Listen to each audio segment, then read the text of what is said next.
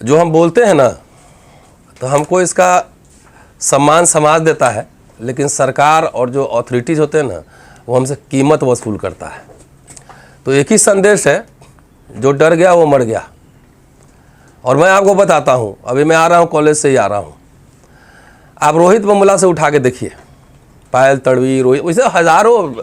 थोरट साहब की कमेटी बनी थी एम्स में जांच करने के लिए कैसे दलित एट्रोसिटीज़ होता है। तो आज मैं खोल ही देता हूँ, एक अलग प्रेस कॉन्फ्रेंस करूँगा। अभी जम्मू यूनिवर्सिटी में एक प्रोफेसर ने सुसाइड कर लिया, पता है आप लोग जी है? क्यों? क्योंकि उसका प्रमोशन होना था, हेड ऑफ द डिपार्टमेंट बनना था, और उसको तरह तरह से अंदर प्रताड़ित किया जा रहा था। हम तो ऐसे लोगों को हम अपील करना चाहते हैं कि सुसाइड ये सब कोई सोल्यूशन नहीं है। एक ही जीवन मिला है, लड़ो। अब मैं खुद ही एग्जाम्पल बैठा हूँ, ये ओम सुधा मेरे घर जाते हैं, कई साथी आते हैं। मैं हिंदू कॉलेज में रहता हूँ, और वहाँ पे जाकर देखिए बाबा साहब की मूर्ति लगी हमारे घर पे, और प्रिंसिपल ने वहाँ कंपोस्ट पिट के नाम पे कूड़ादान खोला हुआ है। क्या कहिएगा? ब्राह्मण का घर अगर होता हो तो उसकी इतनी औकात होती, हिम्मत होती कि वहाँ पे कूड़ादान खोल दे, जबकि हम नहीं थे दिल्ली में रातों रात। वो है ना, रखा हुआ है, कोई ऐसा तो नहीं कि मिट जाएगा, जाके देख लीजिए, उस पर एक रिपोर्ट करिए। मेरे खिलाफ झूठा ये महिला उत्पीड़न केस लगवाया गया है, फर्जी, 2 बार तो 2 बार, दोनों बार हरा दिया वहीं पे। आज तक रिपोर्ट नहीं दिया मुझे, 16 से लेके आज तक। शंभू ने स्टोरी भी की थी उस पर। छुट्टी मांग रहा हूं sabbatical, I am the senior, one of the senior most teacher of the college. 4 साल से छुट्टी मांग रहा हूं सबैटिकल लीव, कोई रिप्लाई नहीं है। हम एग्जाम्पल खाली दे रहे हैं, और कैसे हम लड़ते हैं, उनसे रेसिस्ट करते हैं, कैसे चुनौती स्वीकार करते हैं, ललकार के लड़ते हैं। हम भागने वाले लोगों में से नहीं है। मेरा प्रोफेसरशिप सीनियर मोस्ट टीचर है, 18 से ड्यू है।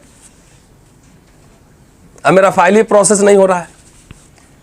आज पता लगा है कि कहा जा रहा है कि केस की वजह से नहीं। तो कौन सा केस भाई? भारत के किस कानून में लिखा हुआ है कि अगर मेरे ऊपर FIR है तो मेरा प्रमोशन नहीं होगा? तो मेरा एक काम करो ना, FIR है तो मेरा सर्विस ही टर्मिनेट कर दो ना, प्रमोशन काहे रोके हो? इतनी हिम्मत है तो सर्विस टर्मिनेट करो, सस्पेंड करो। 4 मुकदमे अभी भी लड़ रहा हूं हाई कोर्ट में। तो मैं ये कहना चाह रहा हूं कि जो लोग बोलने वाले लोग हैं, जो कॉलर अपना ऊंचा रखते हैं, सीना चौड़ा करके चलते हैं, नौकरी मिलना आसान है, स्वाभिमान के साथ काम कर लेना, नौकरी कर लेना बहुत मुश्किल है, उसकी कीमत चुकानी पड़ती है। So I am paying the cost.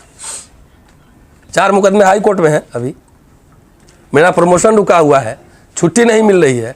Promotion रुकने का मतलब क्या है कि मेरा एकेडमिक करियर आप खराब करने की आपकी मंशा है। प्रोफेसर रतनलाल जी, आप कहना ये चाह रहे हैं कि क्या अभी भी आज़ादी के 75 साल बाद भी देश में जाति के आधार पर SC ST OBC माइनॉरिटी के साथ भेदभाव हो रहा है? वो 2म दर्जे के नागरिक हैं। आप क्या ये बड़ा आरोप लगा रहे हैं? एकदम, मैं तो खुद ही एग्जाम्पल दिया हूं ना। आप क्रॉस चेक कीजिए, जाइए यूनिवर्सिटी में, सबको VC को पता है, जाके पूछिए मेरा प्रमोशन क्यों नहीं हो रहा है। 10 किताबें प्रकाशित हैं, 13-14 रिसर्च पेपर पब्लिश्ड हैं, सैकड़ों भाषण देश के पूरे नामी ग्रामीण विश्वविद्यालयों में है। किसी सवर्ण का इतना कंट्रीब्यूशन दिखाइए दिल्ली विश्वविद्यालय में, उनका हो गया। मैं तो एग्जाम्पल दे रहा हूं, देश के नामचीन कॉलेज में पढ़ाता हूं मैं। और इस संसद से कितना किलोमीटर मेरा घर है? 8-9 किलोमीटर। डॉक्टर ओम सुधा, क्या आप इस बात से सहमत है कि इस देश में SC ST OBC माइनॉरिटी के साथ जाति की वजह से प्रताड़नाएं हो रही हैं, चाहे वो किसी भी सिस्टम में हो?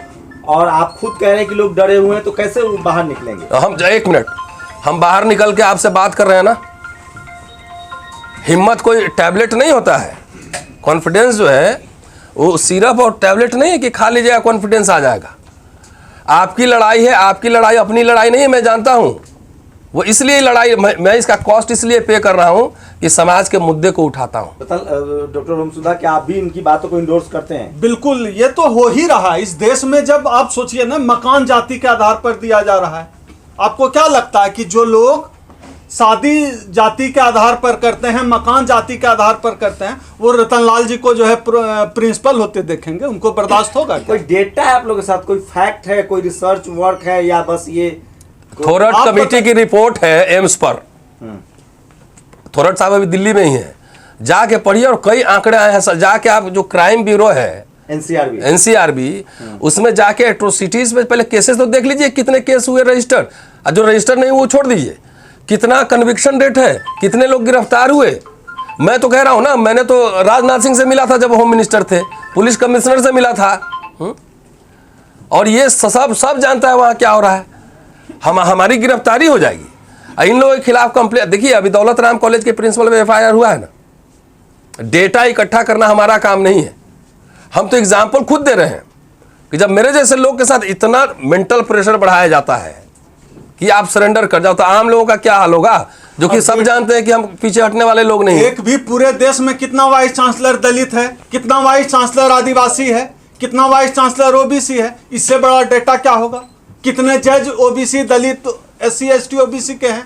तो ये तो भेदभाव ही है ना, भेदभाव कोई अलग से होता है। ये क्वालिफाइड नहीं है सेंट्रल यूनिवर्सिटी में ही है कि राज्यों के साथ भी ऐसा ही है, या कौन कौन से राज्यों में ऐसा हुआ है? हर जगह है, सभी पार्टियों की सरकार में ऐसा है। आप एकदम डिग्री में वेरिएशन हो सकता है, कहीं कम होगा कहीं ज़्यादा होगा, डिग्री में वेरिएशन हो सकता है।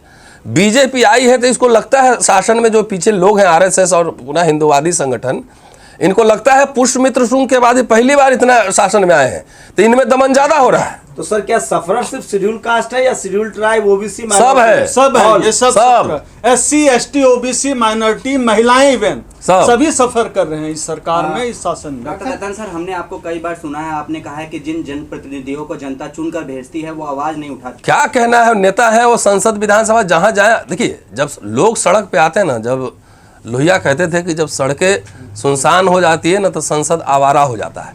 मैं नेता से मिलता हूँ, हर पार्टी के नेता से मिलता हूँ, कभी अपने काम के लिए नहीं जाता हूँ कि मेरा ये करा दीजिए, मुझे वाइस चांसलर बनवा दीजिए, मुझे ये बनवा दीजिए। अपने काम के लिए नहीं जाता मैं, मुझे टिकट दे दीजिए, मुझे यहाँ मेंबर बना दीजिए, इसके लिए नहीं जाता। मैं जब भी मिलता हूँ नेताओं से तो समाज के काम के लिए, एजेंडा के लिए मिलता हूँ। मेरे कहने का मतलब है कि संसद को अगर आवारा नहीं बनने देना है तो हमें संवैधानिक तरीके से सड़कों पर रहना पड़ेगा। जब अप्रैल वाला मसला हुआ, 2 अप्रैल वाला, तो फिर संसद में आवाज़ गूंजी थी ना। जब 5 मार्च को रोस्टर का आंदोलन हुआ तो संसद में आवाज़ गूंजी थी ना। तो मुझे सड़क गरम करके रखना है। जब सड़क गरम रहेगा तो संसद भी गरम रहेगा। और 28 नवंबर को सड़क गरम करने का कार्यक्रम है रामलीला मैदान में। देखिए ऐसा जैसा राज सत्ता होता है ना, जुडिशरी का चरित्र वैसा ही होता है। विल यू ज्वाइन और पॉलिटिकल पार्टी सर?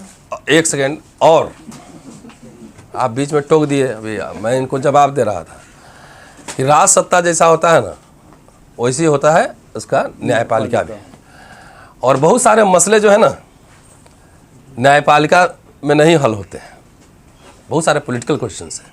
2 एग्जाम्पल दिया ना आपको, 2 अप्रैल और 5 मार्च।